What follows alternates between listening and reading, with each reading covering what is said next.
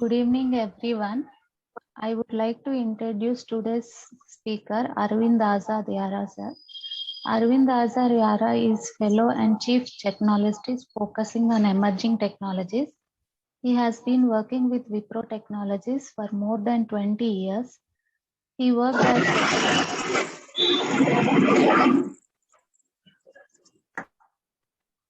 worked as solution and enterprise architect for several complex transformations programs across banking, insurance, and capital markets. He have been designing and building business applications of all kinds, including online portals and integration platforms. Arvind has spoken in several conferences on adopting of cloud computing, quantum computing, platform thinking, etc. Thanking you all. Now I request Arvind sir to start his sessions. Thank you, Nirisa. I think those who attended the very first session, Dr. Gopal has given the view of what is quantum computing, the applications of quantum computing, how is it different from classical computing, the various industrial applications, the vendors that are working. So it is a lot of ground that was covered by Dr. Gopal. So this was an extension to what was done in the week 1. So what we have done today is we will be combining both week 2 and week 3 in one session. This will be more hands-on. So you will learn a lot of things today, and but all of them will be in a very fun and playful way. So no need to worry that it is going to be very complex hands-on. It will be simple.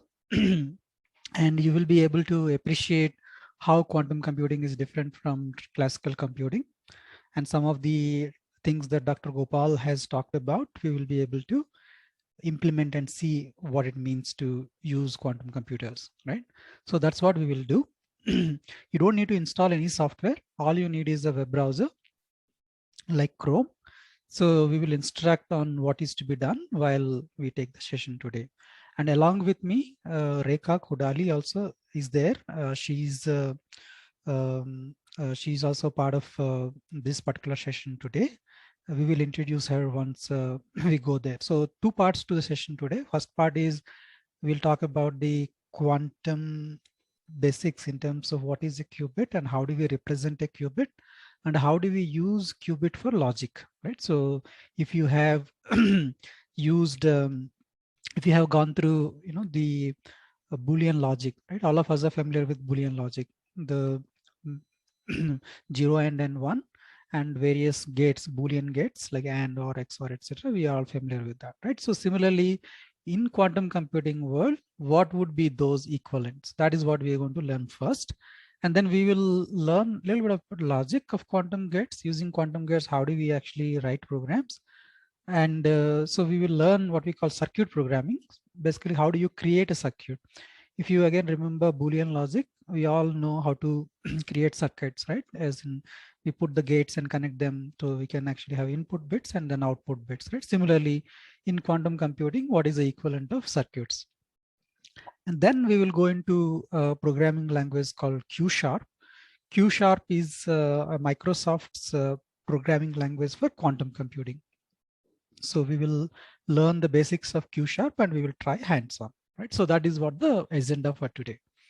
So any questions at any time, please drop it in the chat window or Q&A window, sorry, Q&A window, not chat window, Q&A window.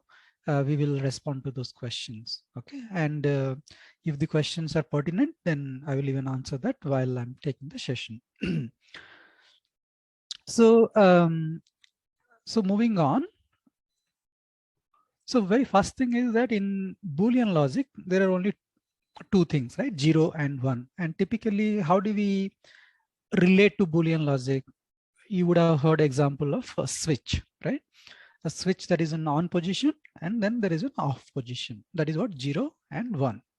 So 0 is off and 1 is on. So in quantum computing, it is not only 0 and 1, right? That is the part which many of us will struggle to understand or comprehend. What does that even mean? So to make things understandable, in quantum computing, we use something called Bloch-Sphere representation. Bloch-Sphere is nothing but, if you assume there is an atom, there is a nucleus, and then there is an electron. So if you take the electron actually always rotates, right? So this is called spinning up and spinning down, okay? So based on the position of the electron, like already you think of this as a Earth. If you see on the screen, what you see is a globe, right? A sphere. In the sphere, there is a North Pole and South Pole. So you can think of whichever the way you want to think, right? So if the electron is spinning up, then that is basically, in quantum computing, is zero state, okay? And electron is spinning down, that is a blue arrow that you can see, that is South Pole. In the Earth, if you have to think of like Earth, a magnetic Earth, the South Pole and North Pole, that is basically the, in quantum computing, that is 1. Okay, these are called in quantum computing. So in normal classical computing or Boolean logic, what we call them 0 and 1, and that's about it. But in quantum computing, we call them as quantum bits, qubits. So the qubit can be in a state either in 0, that is here, or it can be here, that is in 1, right?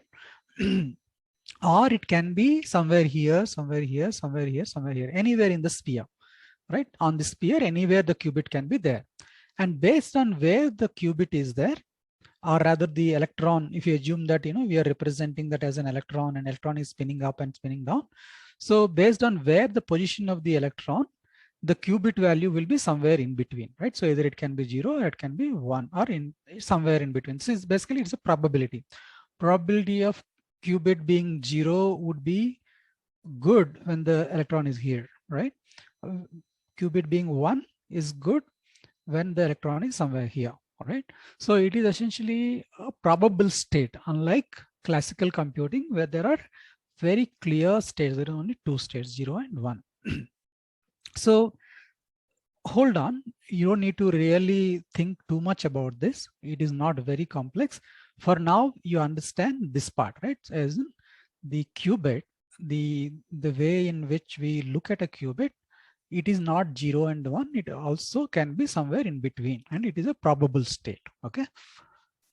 So that said, we need a mathematical notation, right? So like anything in science, anything in, what we do in engineering, we always need a mathematical notation so that we can move the field forward, right? So how do we represent the qubits in mathematical notation, right? So that is the, sorry, I didn't switch on the video, 1 second.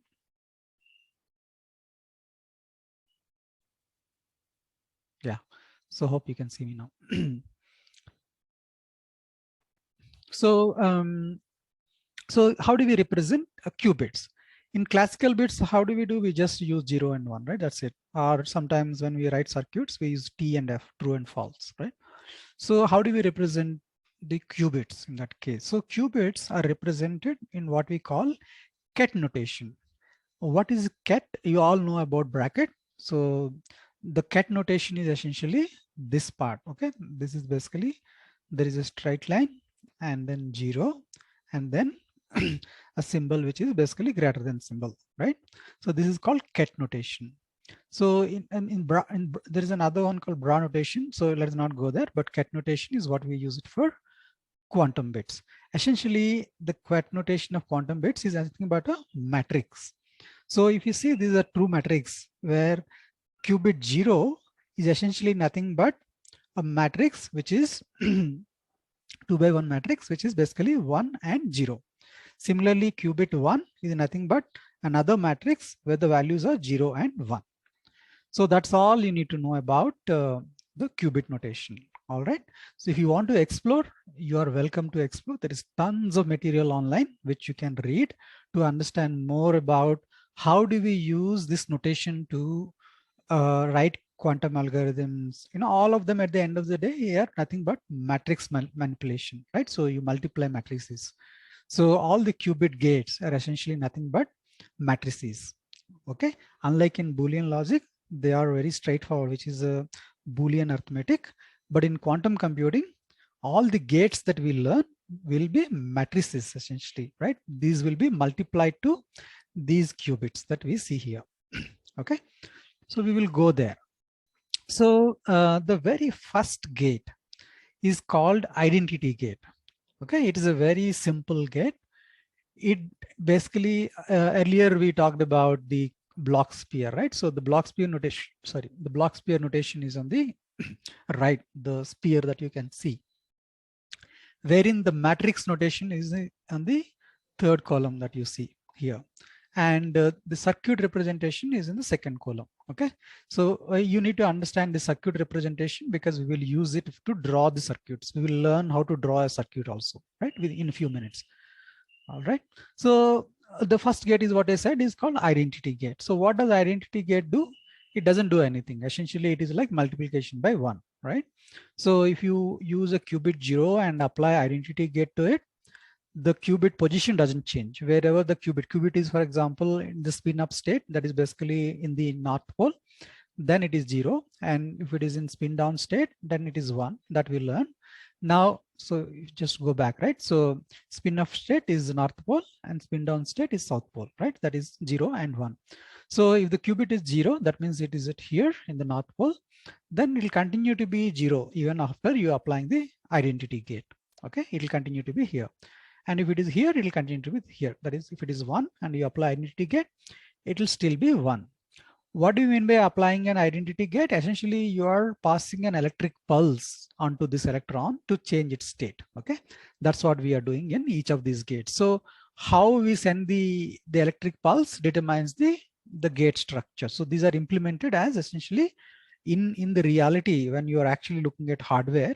Now we are not talking about hardware, but this will be implemented that way. But here what we are talking about is in a mathematical notation. So the identity gate is represented as a identity matrix, right? Like say 1 0 0 1. So you go back here, if you take this qubit 0 1 0 and you multiply that by 1 0 and 0 1, what you will get? You will get the same matrix again. You will get again 1 0. So essentially identity matrix is what is the identity gate. So the next one is called X gate. X gate basically inverses the qubit state. Basically, if it is 0, it will become 1. If it is 1, it will become 0. In a Boolean world, what is the equivalent when you write Boolean logic? Anyone wants to answer? It is the NOT gate, right? So what does this do? It actually rotates this electron on this axis. If the electron is up, spinning up, it will go spin down. Basically, you're rotating 180 degrees, right? So that's what X gate does. X gate basically, if the electron is here, it rotates down to here. That's why it becomes inverse. Okay, so that is what you need to understand about X gate. Y gate is an interesting gate. These are called phase gates. It doesn't change the state of the qubit. It only changes the orientation of the qubit. So that's why these are phases. If you have to think this as, you know, a three-dimensional, I mean, you know, 3D vectors, right? All of you probably would have studied in your mathematics, engineering mathematics, or even before. I don't know current syllabus in what you learn in 12th, but if you have studied, you know, the three-dimensional vectors, then you would know these, you know, the imaginary, the ways in which you represent, right? So this is basically spinning the electron in a y-axis. So in quantum logic, these are not really useful, what we learned today, but these will be useful in advanced algorithms, right? So for now, you can safely just listen, no need to think about it beyond this, okay? So all you need to know is I and X gates, Y and Z gates are phase gates, and you don't need to really, I mean, you don't need to really put in your brain right now, okay? But just listen, okay? And then there are other gates. These are also phase gates, Tifoli gate and S gate. These are, again, we will not use it in today's class, but what we will learn today is an important gate called H gate. This is a very, very important gate. So if you remember, one of the things that we learned, you know, in the very first class is called the the state in which a qubit can be half this, half there, right? Like it can be 0 or it can be 1, right? So what we learned in I gate and X gate, we are assuming that qubit is in 0 state or in 1 state. But this state, which is basically the state, what we call superposition, this superposition state is actually can be achieved by using H gate. It's also called Hadamard gate. We'll learn more about this H gate. So, but what you need to understand, if you apply, say if the qubit is 0 and you apply H gate to the qubit, it goes into this state, okay? 0 plus 1 divided by square root of 2. Essentially, this is the matrix of 1 by square root 2 applied to the corresponding qubit, okay? So you can think of this as somewhere like half state essentially, right? So if you have to look at, you know, the probability, it is 50% here, 50% there from a practical terms, okay? In a mathematical notation, this is how it is. Now, what we learned, these two are called 1 qubit gates, as in you are applying the gate on 1 qubit at a time. On 0 you apply, you get 0. On 1 you apply, you get 1, okay?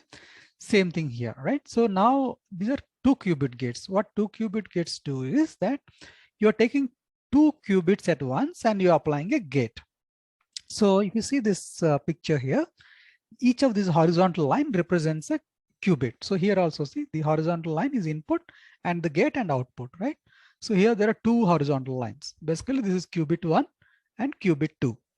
And you are applying the gate across both the qubits, okay? So what we do in this particular gate, it is called control NOT gate. Like as you see, it's also called CNOT, just for shortcut. This is what we all use. CNOT is nothing but a X gate. So we learned about X gate. X gate, what does X gate do? It inverses the qubit value, right? So CNOT gate is also nothing but an X gate, but with a control bit, right? So here we are applying X gate to this qubit. So there are 2 qubits. This is qubit 0 and qubit 1. This is qubit 1 and qubit 2. Let us assume that way, right? It is simple.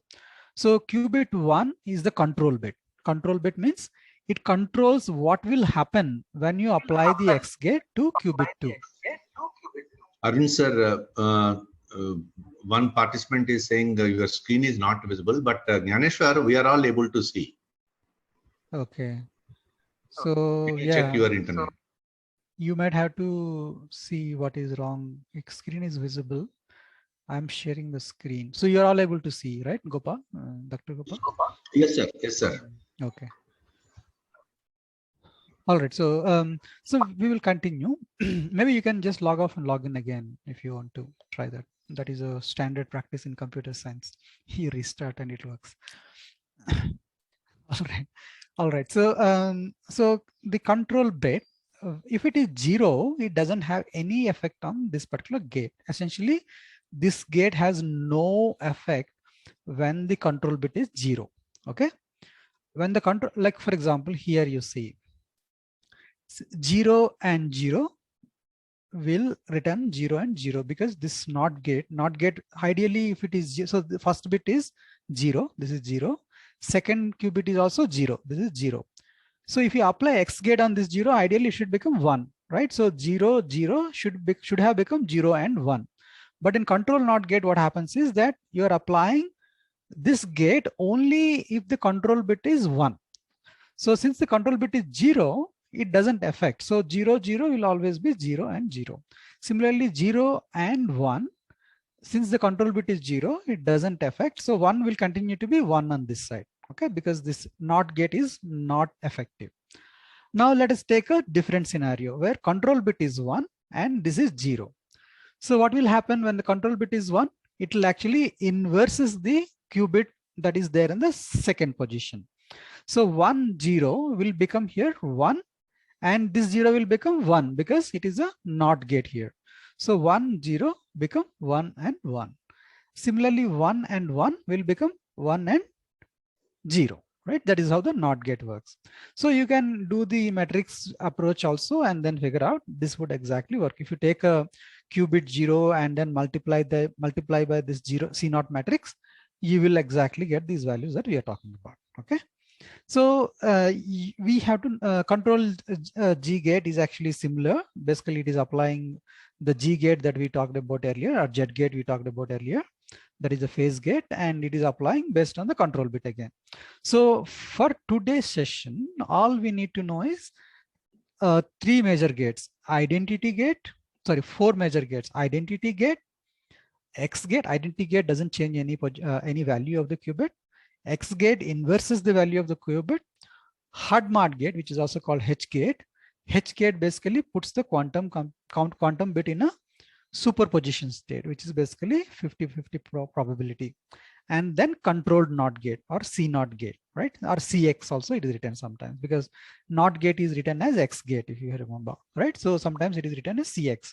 So based on which document, which site you refer to, these different notations they use, but essentially this is what you need to know for today's session, and you can always explore further.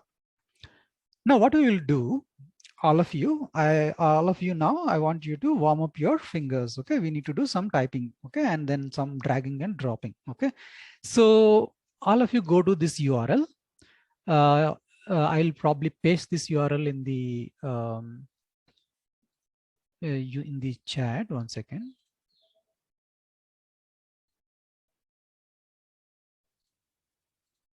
So that you can just type it. So I'll send it to everyone. So what you do is that take this URL and open it on your browser. Okay. So what I will do is that I will also open here so you all can see what I'm doing. One second. I think all of you can see my screen. So what you will have to do is you'll have to open. It will open even without any login. But what I would suggest is I will type the URL here and see what happens. So what I would suggest is you log in. Okay, that will allow you to do actual work.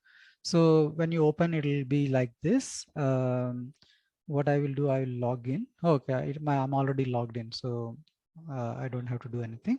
Probably I will log out and log in again, so you all know how it would be like. So you can use your Gmail to log in, or GitHub account if you have, right? You can whichever the way you want to do, you can do. Okay, one second. Again, I'll try.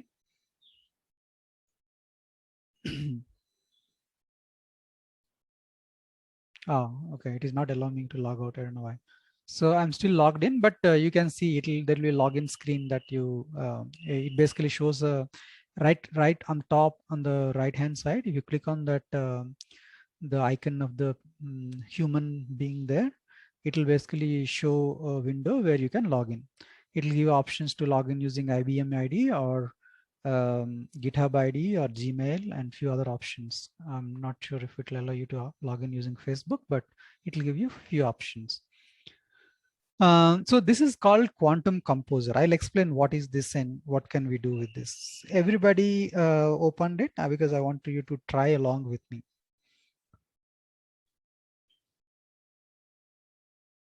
I shared it in the already chat, Kiran.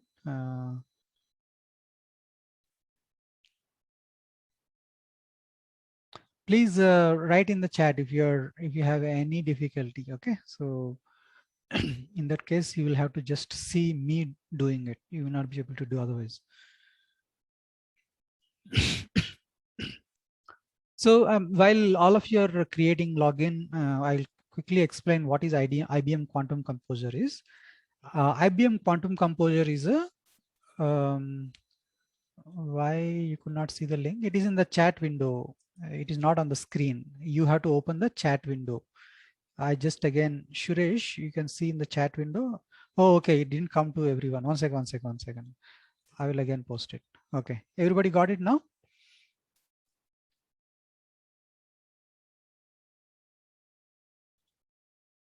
Okay, cool.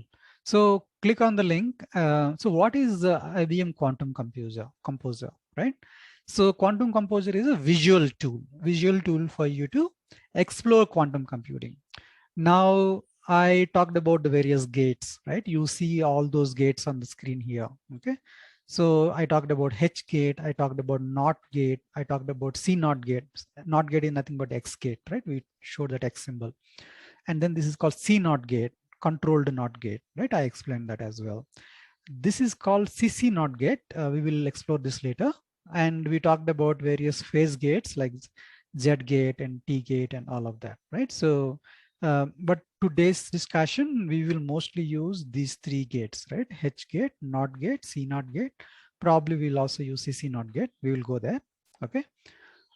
So using these, we will create circuits. Circuits are the first step in learning quantum logic. Then once you learn circuits, you will learn the actual programming. Okay, so we will go there after this. So everybody is good with now opening the IBM Quantum Composer.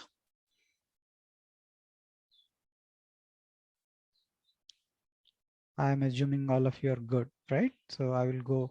Please do try, okay? Otherwise, seeing this will be like a movie. You'll forget after a movie is over. Okay, so please try it out so that you can learn something today, and you'll feel good once you learn. Okay, so what we will do now, I'll share my screen also so that we can play along. Okay, this is fun. It is like a Lego blocks playing with it. The very first thing we will do is called Hello Quantum Circuit, right? It is basically Hello World equivalent of quantum circuit. So what will you do for that? I'll open the, so if you see my screen, so here these parallel lines are nothing but qubits. There are how many qubits here?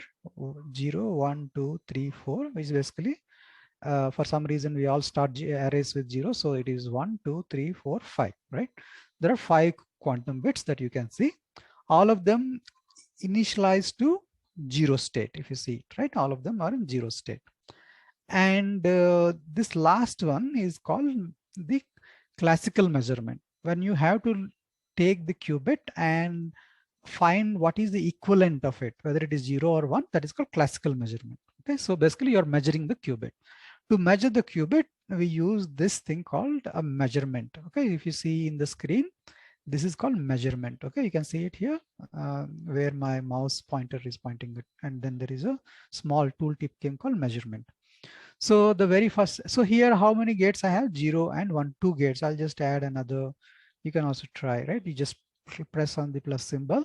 You can see 0, 1, 2, 3, 4. Now I have 5 gates. Okay. Now what I will do, I will take the measurement and then put it here. Okay. So is that what you see here in this PowerPoint presentation slide? You can see that, right? So can you all try this? You basically put 5 qubits, 0, 1, 2, 3, 4, and then take this measurement symbol and put it on the first qubit, that is qubit 0. Okay. So when you do it, what you will see here, it says probability is 100% that the value of that particular qubit is 0. Right? So when you are measuring this qubit, which is initialized to 0 state, all these qubits are initialized to 0 state. Okay. That's why we are seeing the value of the qubit as 0 when we are measuring on the classical measurement here, right? So we are doing classical measurement means what we are familiar now, right? So all of you are good with this. Are you able to try? Yes. Okay. I'm assuming it is a yes. Okay. There are no questions, and I'll check the chat window. There is nothing else. Okay. So I think you're following well. Now what we will do, we will go to the next step. Okay.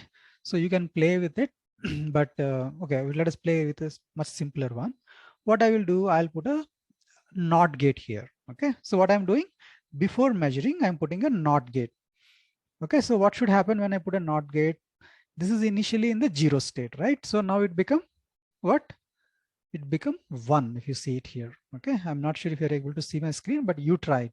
You can see it in your own screen, right? How it would look like. So now it is showing 1 here. Like the first qubit is now 1. Rest of the qubits are still 0, right? Now if I move this here, now I'm measuring the second qubit. Okay. That is it. Okay, 1 second, sorry.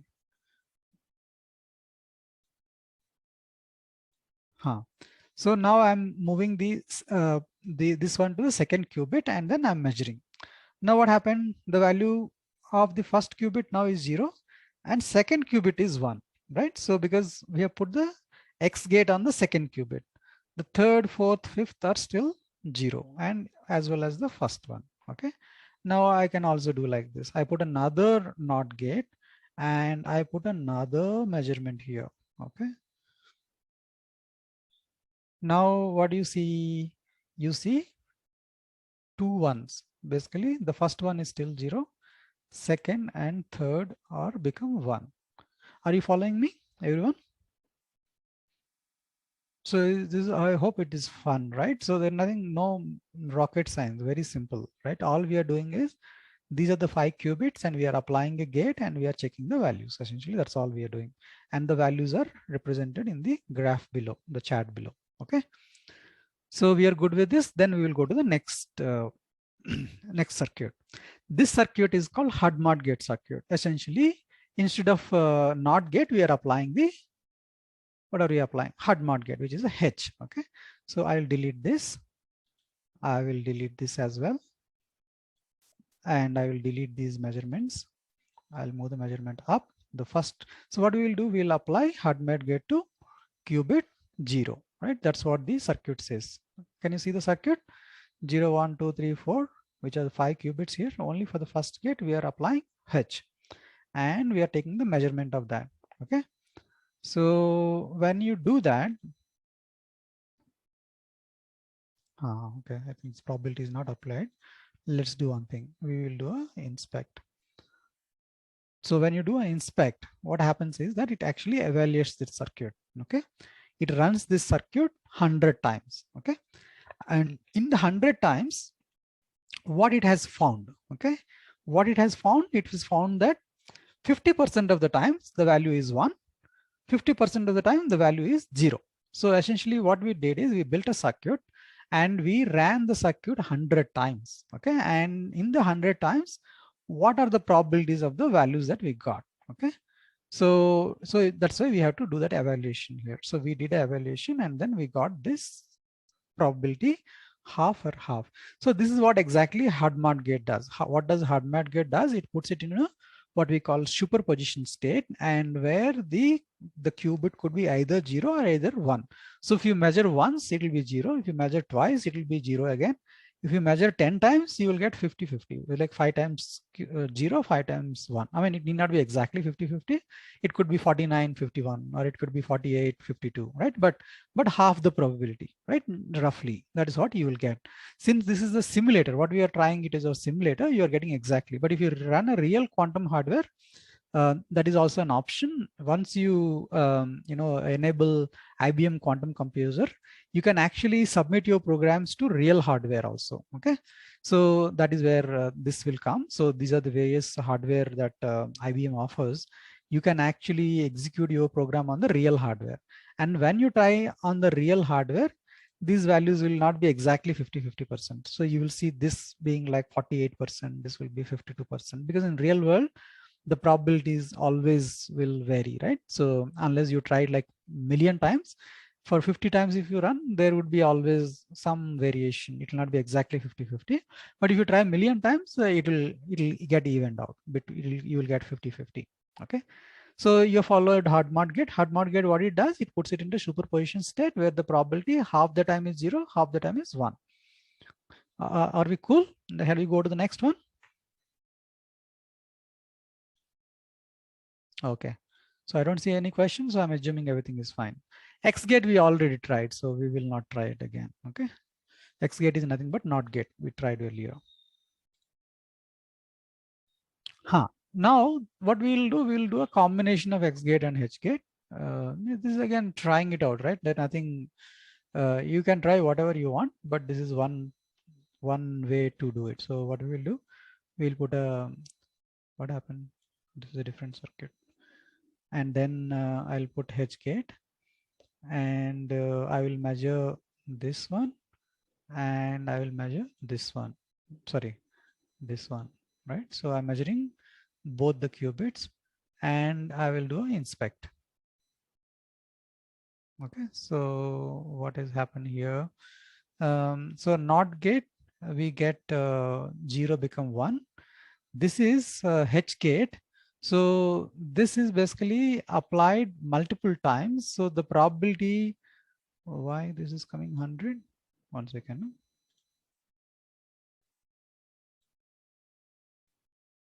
I think I opened the wrong window. Sorry.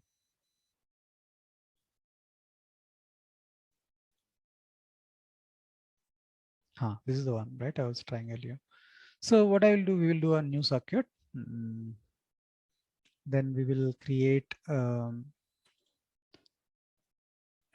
X gate and then H gate, right? So X gate and H gate, and then we are taking the value of the 0 and value of the second qubit, right? Both qubits. So when we measure, interesting that it is showing only one state. I'm not sure why.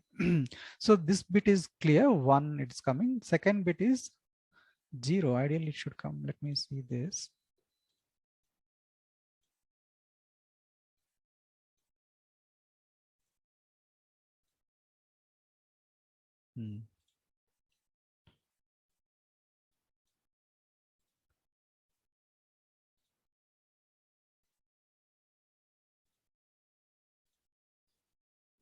So I'm not sure what is going on, but anyway, that doesn't matter. But we tried earlier H gate and we showed the two possibilities, right?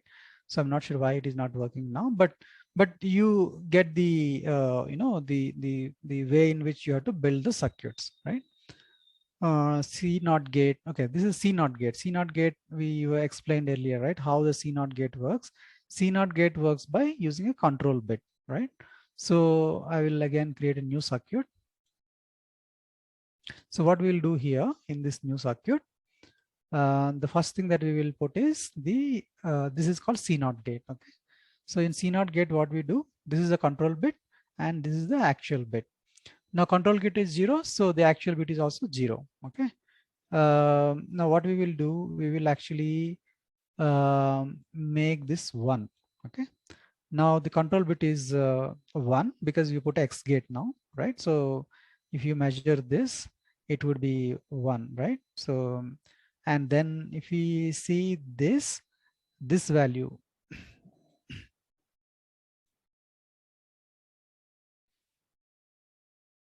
okay. So if I do inspect, I think I got it. What is problem is, it is.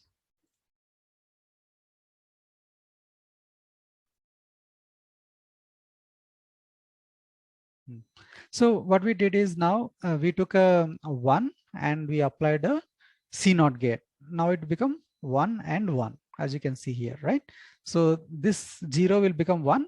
That is basically now control bit 1.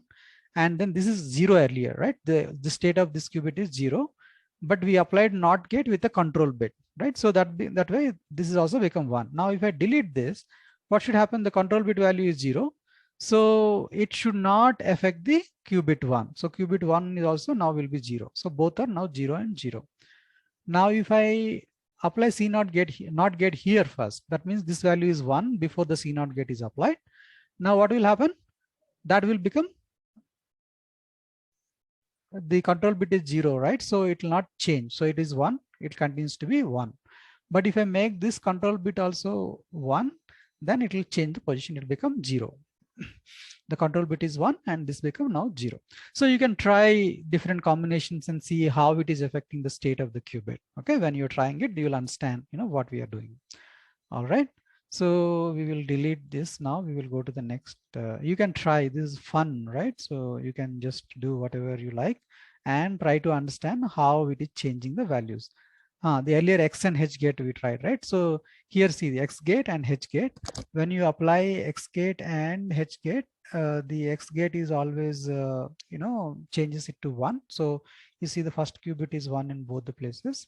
Wherein the second qubit is H gate, so it's a 1 and it is 0, right? So that's why it will become two different things. So this is how you create quantum circuits. Everybody is clear with the quantum circuits? Then we will go to a little bit more. Okay, so this is called qubit entanglement, and this is something that Dr. Gopal said in the first session.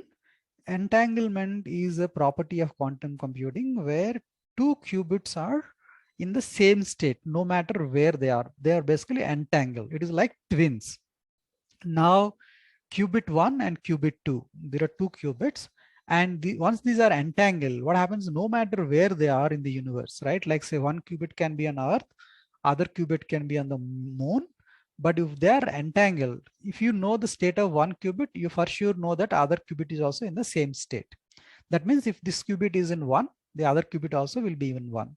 If this qubit is 0, the other qubit will also be 0. This is called Bell state or qubit entanglement. Okay, so if you know this property, so this is very simple, right? So how do you arrive? There are many ways to entangle qubits.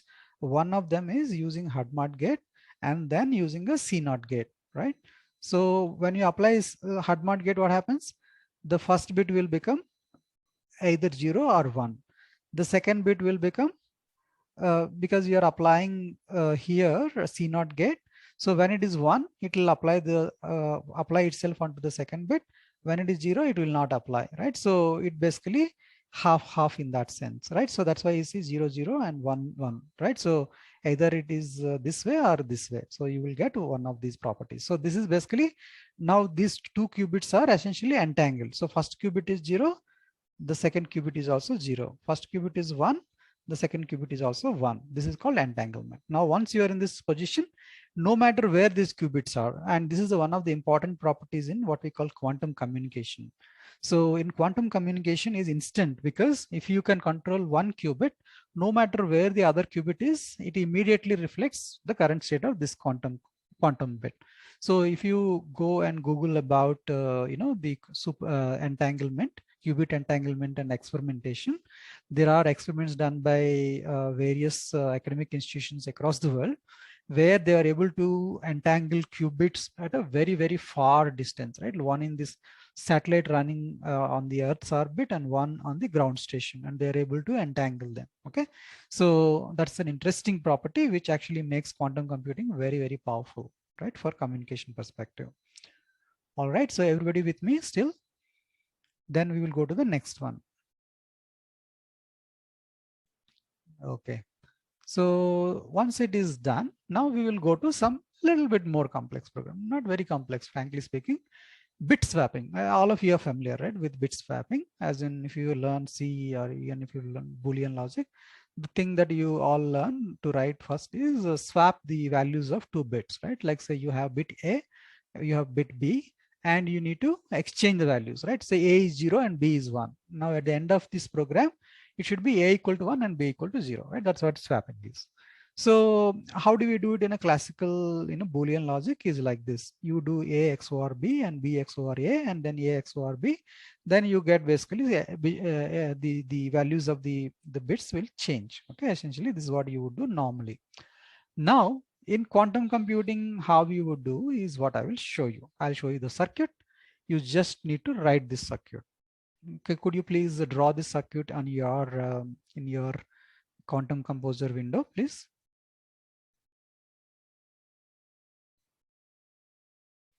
So I'll also try along with this. So I'll remove this gate. I'll remove this gate.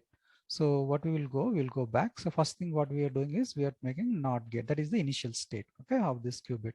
Basically this is 1 and this is 0. Okay, that is what. Now what we have to do at the end of it, this should become 1 and this should become 0. Currently, so the first qubit is 1 and second qubit is 0, as you can see here. Okay.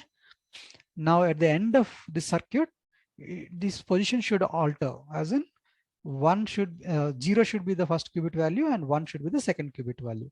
So what will I have to do? I'll do some basic, that XOR gate what we saw in the classical Boolean logic. We will do something very similar, right? So we use a CNOT gate first, and then we will do a CNOT gate in the reverse. Okay, so this is a little tricky because you cannot apply CNOT gate in the reverse. So for that, what you have to do, you have to open, oh God, I closed that window.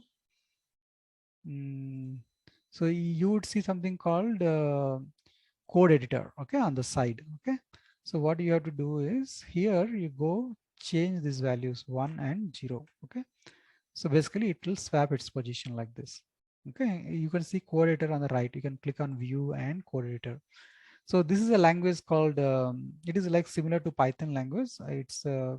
It's part of IBM Quantum Kit. So we are not learning this language today. We will learn Microsoft Q#, which is a lot more powerful. This is a little simpler. So anyway, you can just change this position. All you need to do currently is that. And if you see in the Boolean logic, we applied the XOR got 3 times. So we basically apply the CNOT gate 3 times here. Okay. So once you apply 3 times, then what you see here is what we achieved, right? So initially this was 1 and this was 0. Now what has happened? This is 0 and this has become 1.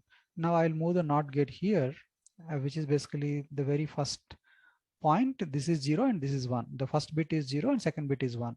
Now at the end of it, first become 1 and second bit becomes 0, right? So this is basically swapping circuit, right? Swapping circuit is nothing but 3 CNOT gates in conjunction. If you apply, you will get a qubit swap. Everybody is able to try this. Can you try it, please?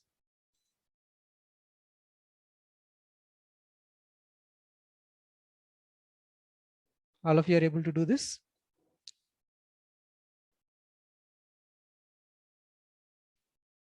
So if you're done, okay, yeah, please take time. Yeah. So I'll put the circuit back again, and you can see the circuit on my screen, right? So what you're doing essentially is that initializing it with one of the qubits as basically using NOT gate. You are initializing it one of the qubit as 1 and the other qubit you're keeping it as 0 state. Okay, so this is 1 and this is 0. Now at the end of the circuit, you can see the first qubit becomes 0 and second could become 1. Okay, that's all we are doing. I'll do one more time so that you'll understand again. So what I'm doing, so initially first qubit is 1 because we applied a NOT gate. So that's why you see 1 in this chart in the bottom, the bar chart that you can see, and 0 is the second qubit. Now what I did 3 CNOT gates. Okay, this and this. The in between CNOT gate has to reverse, should be in the reverse position. So what we have to do in the editor, you have to change the second statement into reverse, like 1 0 and 0 1, like, right? So if you see my screen, there's no way to increase the font. Yeah, you can see my screen, right? So what I have done is that I changed the position in the second one as 1 0 and 0 1. Okay.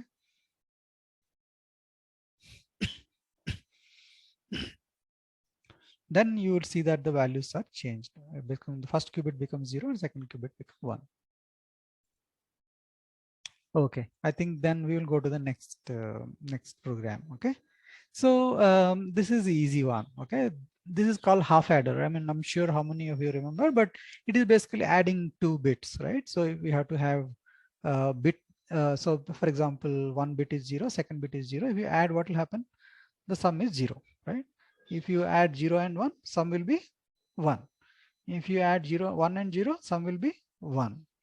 And if you add 1 and 1, sorry, oops, 1 and 1, the sum will be 0, and there is a carry over. This is called carry bit. That's why the carry bit is 1 here. So it is basically 1 0. I mean, we have to read it reverse because carry bit comes forward, right? So when you add 1 plus 1, I'm talking about Boolean logic, right? So it becomes 1 0. All right. So this is what normally we do in Boolean logic, right? Now, how do we do this in the quantum computing, right? So assuming that, you know, you have a qubit 0 and qubit 1, and we have to add them. So what will we do? Okay. So this is how the circuit will look like. Okay.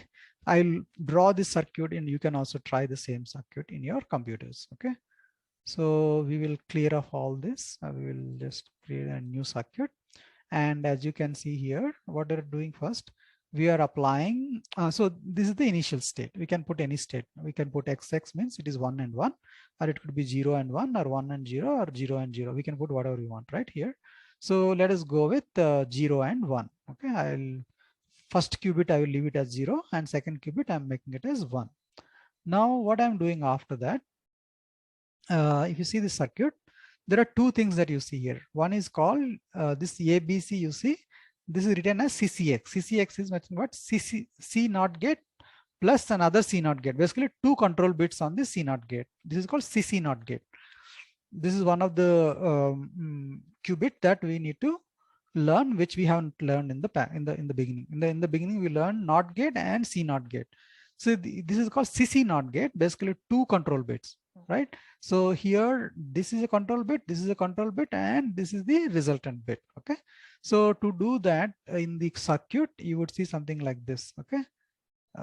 This is what you have to do. This is called CC NOT gate. Okay, if you see, put it, this is also Tivoli gate, it's called. So there are two control bits and one NOT gate. So when you apply this and followed by here, as you can see, another C NOT gate. Okay, so that is the circuit. That is basically this. Sorry, here. So at this point, if you see, so what is the initial state? If you remember, it was 0 and 1, because this was 0 and we made this as 1 by applying X not NOT gate. Now after that, we applied CC NOT gate and a C NOT gate. And once we applied the CC NOT gate and C NOT gate, what happened? 0 and 1. Let us measure the value, right? So let us measure the value that we see in. These are the two bits we need to see. This is control bit and this is the sum bit, and this is basically what we call carry bit. Okay. So if you see here in the circuit, there are two values that we are measuring here and here. So what we will do now, we will put two measurements. Okay. One here and one here. Okay. Right. This is how it is. Oh, this is first and this is second. Sorry. Okay, so this is what you would do. So we are measuring two ones, and then you will do an inspect. Okay.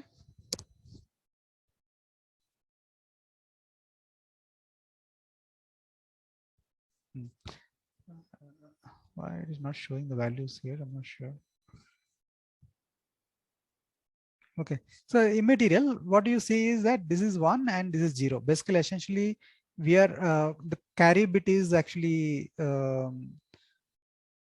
0. This is the carry bit, and this is the sum bit. Okay, that is 1. So 0 and 1. You can see here, right? 0 and 1. I'm not sure why I'm not getting the actual values. Ideally, these two should reflect, but it is not reflecting them. Maybe I'm not logged in, or I'm logged in. I'm logged in. Interesting. I don't know what is happening, but anyway. So, but even if you don't measure it, you will understand it, because what you can see here. One second, I'll remove the measurements because that doesn't make any sense in this current form.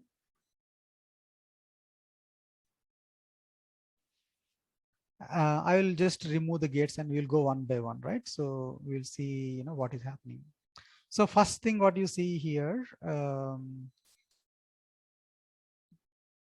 just try one more time. So first I'm doing initializing this to 1. So what you can see here, the first qubit is 0 and second qubit is 1. When you add this 0 and 1, what should be the sum be? It should be again 1, right? This is the sum bit. Okay, this second qubit is what is also called sum bit. So now what we have done, we applied a CC NOT gate and we applied a C NOT gate. So what you get is 0 and 1 again. Now I change this. This I'm making 1 and this I'm making 0, right? And then I'm trying to measure these two, right? So here the sum bit is still 1 because it is basically 0 and 1 will be always 1, right? So we are only seeing the sum bit, because if you see this, it is confusing because this is the 0 bit. So that's why it is confusing, because that become 1 already. So if you see only, you should see only these two, because this is the carry bit and this is the sum bit. Okay. So if I put both 1, 1, I would see this as the sum bit as 0 and carry bit should be 1. So you can see this carry bit become 1 and sum bit become 0, right? So this is how it would work, right? So this is how you would see the values that are there in the on the screen, right? As you apply these gates. So ideally, when I do this, I should get the measurement. I'm not sure why I'm not getting the measurement. Inspect. Now it came, measurement came. See this, what we have done here, we applied on 2, 1 and 1, we got 1 and 0. Okay. If you apply like one of them, if you remove it, I can stop. I'll remove this, delete, and I will do an inspect. Okay, then I get 1 and 0, right? So which is no, it will not come again. All right, so let's not confuse further, but you got the idea, right? Essentially, if you see the sum bit and the carry bit, they will essentially reflect the addition of how we do the bit addition. Okay, so what I would suggest is, I would suggest that you play with these gates as you go along, and it is fun. There are a lot more examples that you can see in the quantum computer documentation. You can actually start playing with it, and then you will understand better on how these gates work. Okay, so with that, we are done with the circuits and the logic, and we will go to the Q sharp language. And I would so Nirza, if you can introduce Rekha, and Rekha will take over from here. Yes, yes. It's my privilege to welcome Rekha Kodali, madam. Rekha Kodali has more than 22 years of experience in Microsoft technologies. Her focus area include enterprise architecture, cloud, Azure, .NET, microservices, API management, BizTalk service, web services, SharePoint, SQL server, and SOA. In her current role, she helps customers adopt cloud journeys and help them in their transformation journeys. She is TOGAF 9 certified architect, IASA certified foundation architect, and Azure AI certified, and has several other industry standard certifications. She has published multiple research papers. Thanking you, sir. Now I request Dr. Rekha madam to hand over the session. Thanks, Nirza. Rekha, over to you. Do you want me to present the slides, Rekha?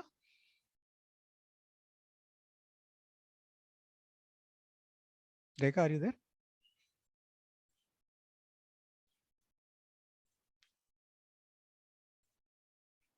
Rekha, can you hear me?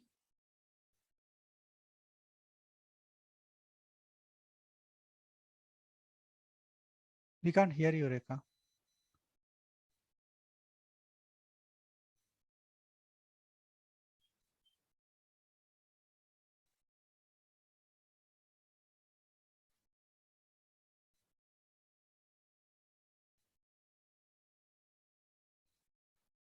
We are not able to hear you. Anyone can hear Rekha? Or I'm the only one? No, I think Rekha, can you unmute and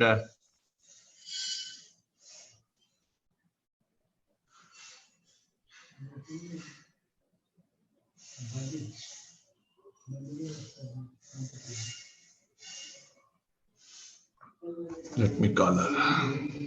No, we cannot hear her. There is a problem with audio.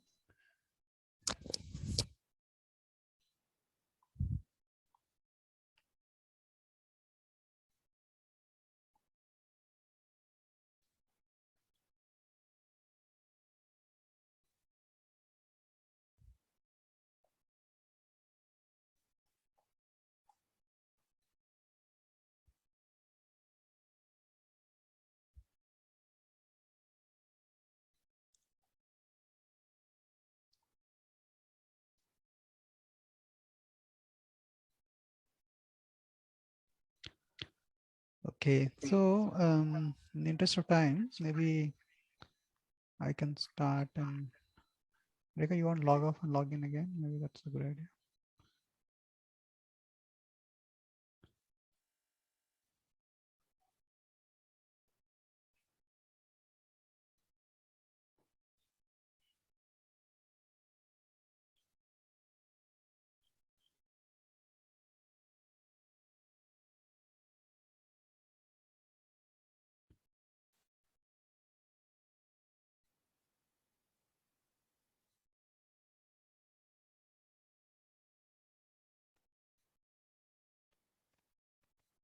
Hello. So I don't think we are able to hear her. Let me start then. Okay, and then when we can hear her, she can. Let me share my screen.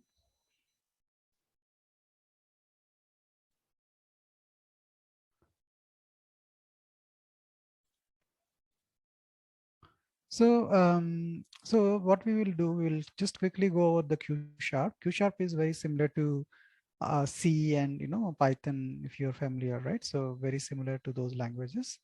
There's not much to learn. This Q# is from Microsoft, and Microsoft has something called Quantum Development Kit.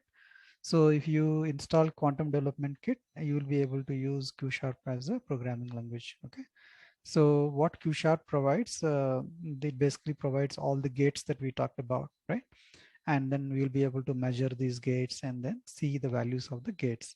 So what we will today, we will do whatever that we learn the circuits, we will implement all those circuits in Q#. Okay.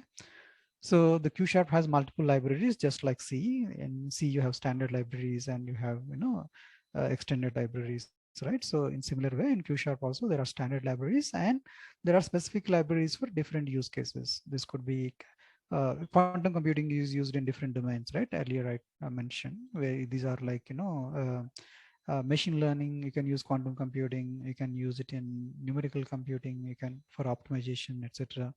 You can use it in chemistry where you want to understand the molecular reactions. So you can use in different situations. So one of the, Microsoft developed different libraries for those specific areas. Okay. So then what we will do, we will basically go over a little bit. So in Q#, the constructs are very similar to what we learned. There is a qubit, which is basically what we learned all this time. And then there is a result, that what we saw in the measurement, right? In the bottommost in the circuit. And there are operations. Operations are nothing but functions, like how you normally write various things, right? In like C and C++. Can you hear me now, Arvind? Yeah, we can hear you. Yeah, please. Yeah, sorry for the. Yes. Sorry for the problem. Actually, I'm just trying. I'll share my screen. No, Arvind, not required. Rekha, go ahead. I can anyway. I shared, so you can talk from here. Yeah, I just added some 1 or 2 slides. Okay, sure. Then I'll not take much time. I'll just switch and I'll show.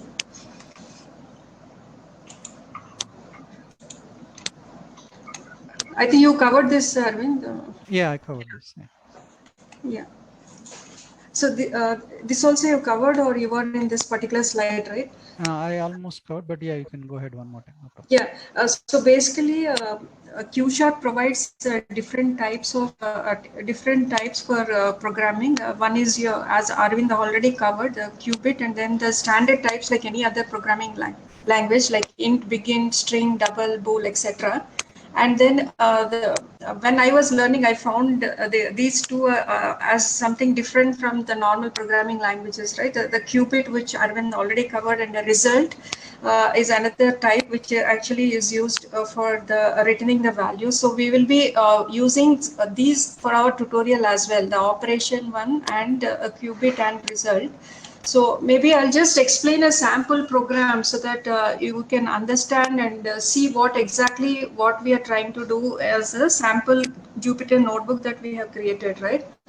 So what Arvind has already covered is about the libraries. Like for example, all these functions like the H-gate, X-gate, all these are actually available as functions or operations in different libraries. So there is something called Microsoft.quantum.intrinsics library, which has most of these functions like C0 gate, X gate, and all whatever Arvind explained and showed using IBM Composer. The similar thing support is there in the Microsoft world as well as part of these libraries. So when we are using the Jupyter notebook, because these are part of the standard libraries, we don't need to actually call them as reference them basically, but it can be whenever you are using another library which is not part of your standard library like chemistry or the other libraries, you need to actually reference. This basically open statement is nothing but a reference kind of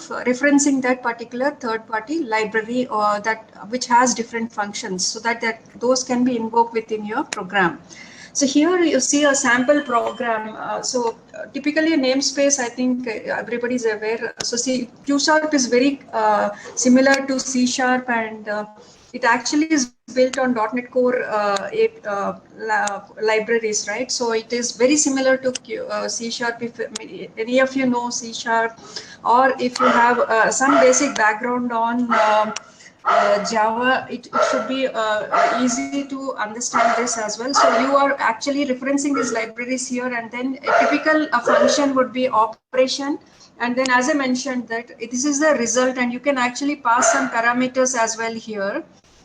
While it is for the sample, we just don't have any arguments or parameters. And then we are just having a small local variable, which is a qubit, and then we are using the hgate here, and then we are actually measuring the qubit, and then resetting it to its initial value so that it gets deallocated, right? So this is a simple language that is used by in the Microsoft world for writing programs, and this is the Q# language, and it's quite easy, as Arvind was mentioning.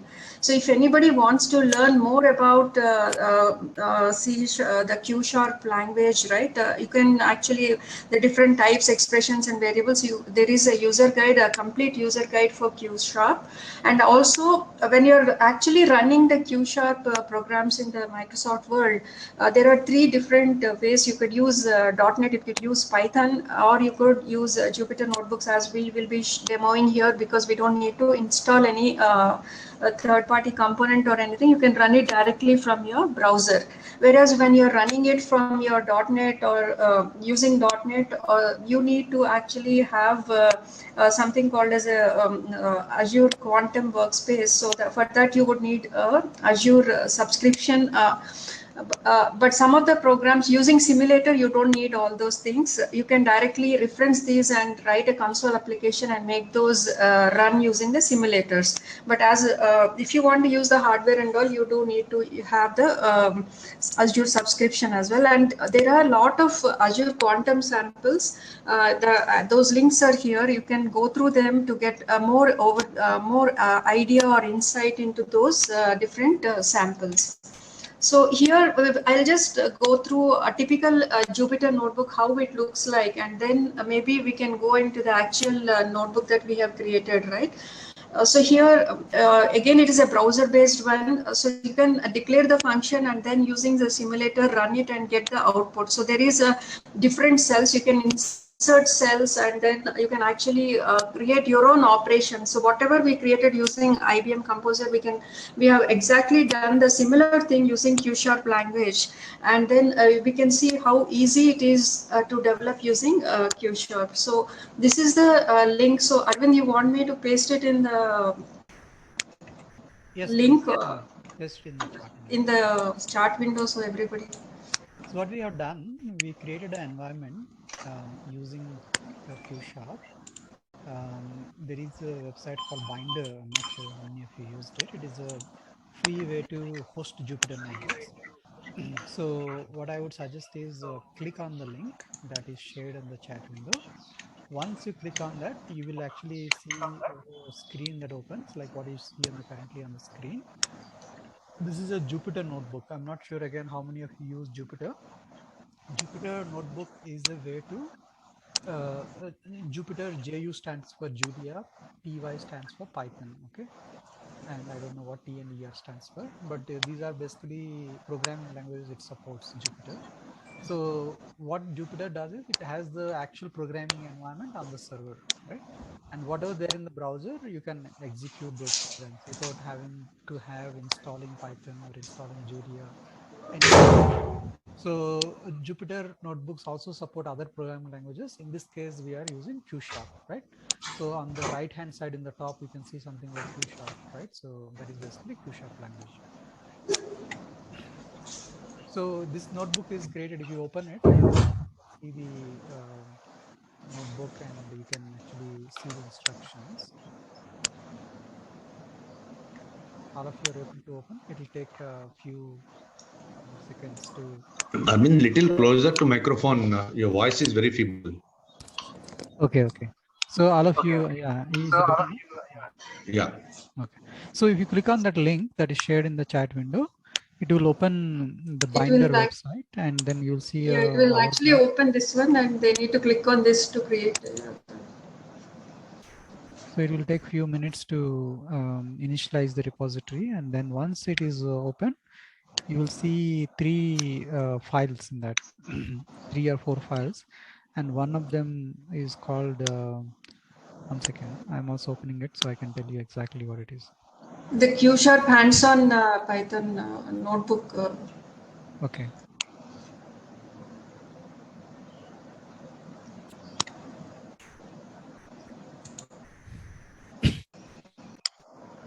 It will take few minutes to open because it has to spin up the environment for you, and then it will open. So essentially the server is running the Q# environment so that you can access it from the browser.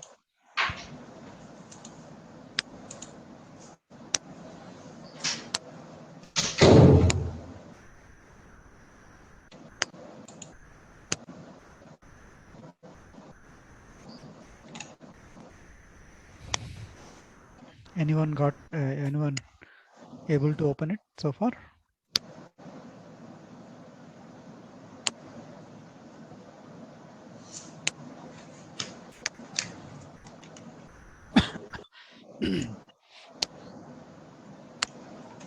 Gopal, are you able to open?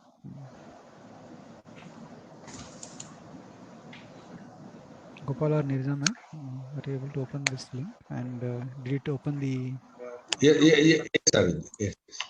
Okay, you got the notebook? Okay.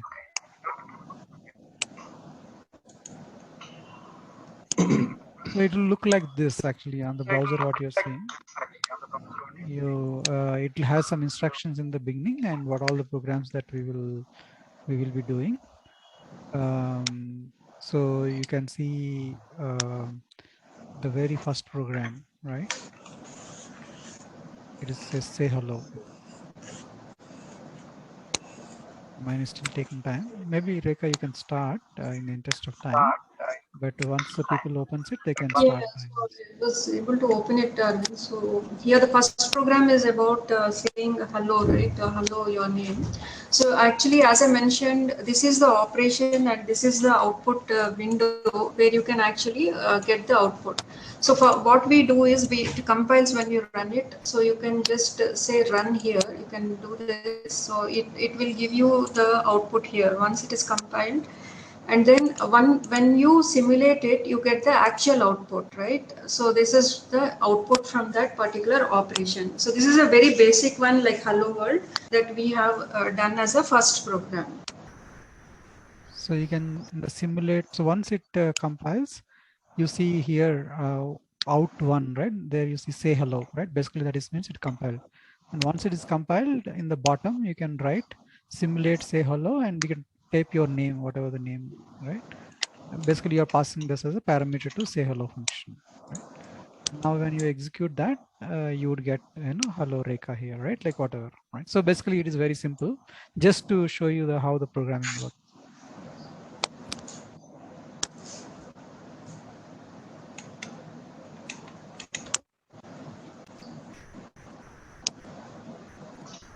Okay. It's from Hello quantum circuit, right? Yes, so this is basically the first circuit that we saw, right? So you're taking one qubit, and then you're putting the qubit. When you put the first qubit, that is actually in the 0 state. Rekha, go ahead, sorry. Yeah, no, you go ahead. So okay, the first qubit, basically what you're doing here, hello quantum circuit, that is the name of the operation. And then we mentioned result, means it is returning a result. Then what we did is use q equal to qubit. That means we are using one quantum bit, and initially the state is 0, that we saw it in the quantum circuit also. And then what we are doing, we are trying to measure the value of the qubit, right? We put that measurement box in the quantum circuit. You remember the one with a meter. So we are measuring it. So once we measure, that value is going into R, right? We are assigning that to a variable called R. Then we are resetting the qubit because the qubit should be released back to the quantum computer, because qubits are very expensive in the sense that there are limited qubits currently in this world. Okay, so we need to release it back to the hardware. So we are releasing it back, and then we are returning R. That means what is the value of that qubit we would already have. So if you can run this program, first thing what you will do, you click on the run button in the top. Then it will basically execute that qubit, and then it shows the value. So in the simulate, basically you are simulating that particular operation. When you simulate, you will get 0 because the value of the qubit is 0. We didn't apply any gates so far. Now the next one, we are applying HUD-MOD gate. So you again execute the first. You have to run the main code. So here what you see here, you can see qubit is initialized to 0. Then we are applying HUD-MOD gate, which is H. Then we are taking the value of the qubit, and then we are resetting again, we are releasing it back, and then we are returning the value. So what did I tell you about HUD-MOD gate? It will give you half the time 0, half the time 1. So you execute the sample random number generator. So what will happen? Half the time it will get 0, half the time it will get 1. So you can run 2-3 times. You'll see once it gives 1, once it gives 0, right? So now it comes 1, right? Earlier it was 0. Now again 1 more time. 1. Try 2-3 more times. Yeah, initially it gave 0 actually, so I think it will. So if you try, half the times, if you try multiple times, you will get once 1, once 0, and so on and so forth. Okay. So yeah, she's lucky she's getting all ones, but otherwise you will get half the time 50, half the time half the time 0, half the time 1. Okay. So that is how HUD-MOD gate works. Now the next one is X gate. X gate is a NOT gate, right? It basically changes the position of the qubit. So here what you're doing, we are applying the X gate. So initially the value is 0. So you're applying X gate and then you're measuring it. So the answer should be 1, right? So you can see that simulate X gate. If you click run, you will get answer as 1. Okay. Now CNOT gate. What did you learn about CNOT gate? CNOT gate, there are 2 qubits. It's a 2-qubit gate, right? So the first gate is the first bit is the control bit, and second bit is the actual bit where we are applying the gate. So what we did, since it is a control NOT gate, we made the first bit as 1, because then only it will apply, right? If you don't do that, then it will not work, it will not affect.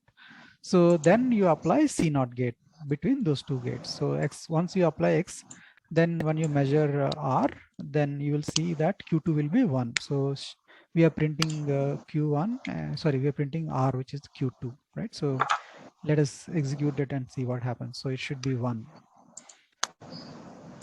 because it is 1, right? So if you see X, if you can comment out X equal to Q1, that one, X Q1, that statement, where the control bit, we are not setting it as 1, right? If you comment that, then now if you execute that operation, it should be 0, right? No, that is not, okay. Yeah, it is 0, right? So you can see that. Now the Bell state, which is the entanglement we talked about, right? So we applied H gate and then CNOT gate together. So here, what happens when you print R1 and R2, both should be of the same value, right? Half the time it is 0, 0, half the time it will be 1, 1. So if you can run that program, Bell state, you can compile that by using run. So you can see and execute Bell state, simulate Bell state after that. So you will get 0, 0 once, you will get 1, 1 sometimes. So now it is 1, 1. If you again try one more time, you will get 0, 0. So if you try like multiple times, sometimes you get 0, 0, sometimes you get 1, 1. But the key is both will be equal, right? Because that is what entanglement was all about.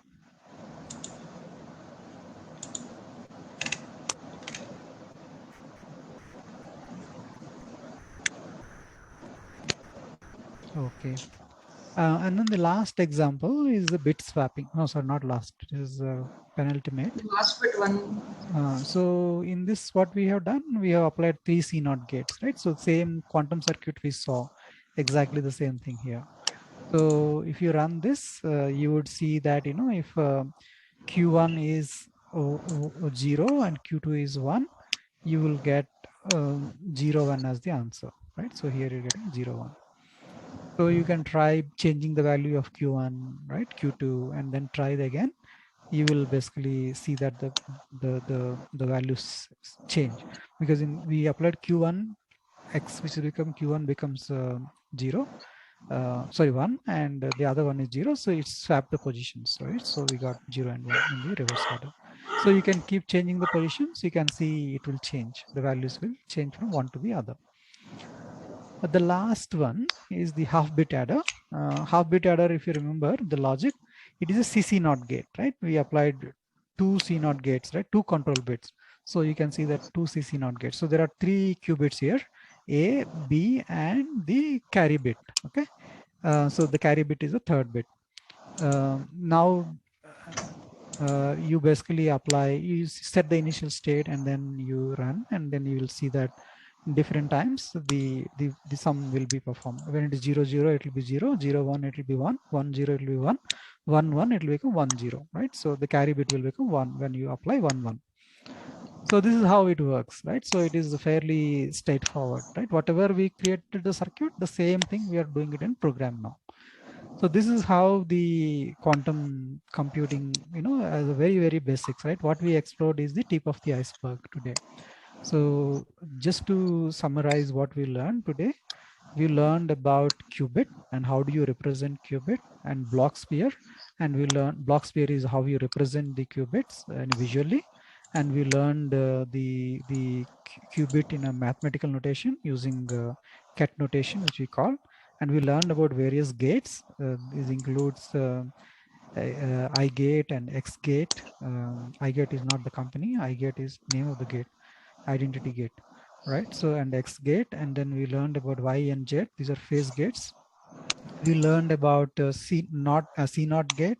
We learned about HardMod gate, and we learned about CC0 gate also, which we not learned in the beginning, but we learned later. And then we looked into quantum composure, which is where you can build circuits, right? So I hope you enjoyed that. It is a visual way of doing it.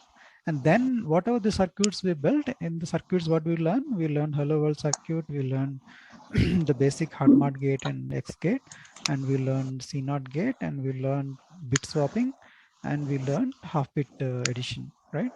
So all of that we also implemented in Q sharp. We also learned Q sharp, very basics of Q sharp, and we executed those programs using the Jupyter notebook that we created for you. Right, so that is all we have done. I hope you understood most of it, and if you not understood, no problem. Please do explore, and that is how you learn, right? You learn by exploring, you learn by doing it. So you practice and explore, and you will be able to learn better. Any questions, anything that we can answer? If you type the questions in the window, or we can even enable everyone if they want to ask questions. If you raise your hand, we can unmute you also.